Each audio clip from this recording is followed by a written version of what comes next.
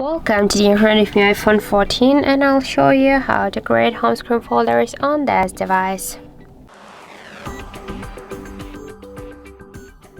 So to do that, we should first hold for a while the application and then drag this up to another one, and now we have created here the new home screen folder.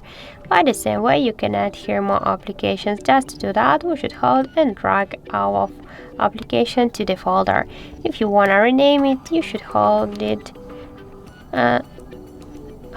for a while, and then you can click here to rename, and after that you'll be able to change the name here, for example, to the apps.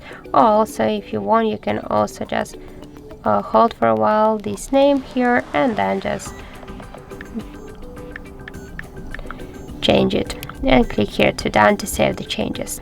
And that's it. Now we can see that we just successfully renamed our home screen folder. If you want to move this folder here on the screen, you just should hold and drag it.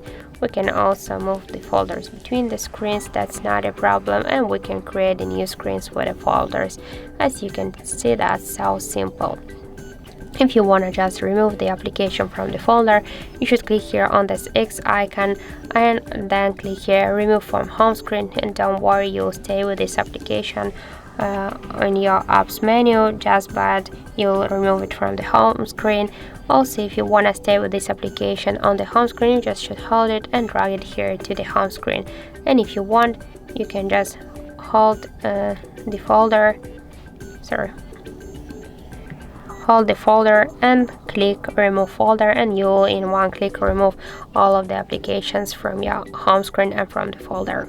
And that's it. So thank you for watching, and if you find this video helpful, don't forget to leave a like, comment and to subscribe our channel.